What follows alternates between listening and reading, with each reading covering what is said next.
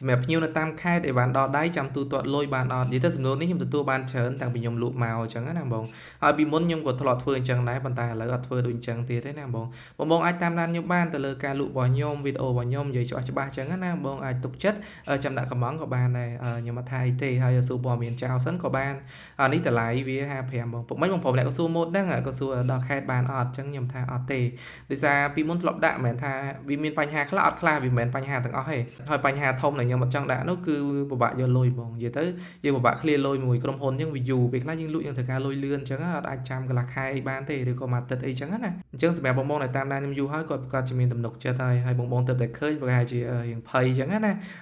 ដោយសារកំងអនឡាញបានមើលផ្ទាល់ប៉ះផ្ទាល់អីអញ្ចឹងប្រកាសជាបារម្ភអញ្ចឹងណាអញ្ចឹងបងដែលអត់តន់ទុកចិត្តអាចមើលបន្តតិចសិនទៅហើយខ្ញុំដាក់កំងក៏បានដែរហើយសម្រាប់មុននេះយើងអាចទទួលខលទាំងរូបសារដំណឹងកីឡាសុខភាពមុខទូចបែបថែងអញ្ចឹងណាតម្លៃពេញតែ55ទេហ្វ្រីសេវាថែមខ្សែបិទស្គីនការពារមួយទៀត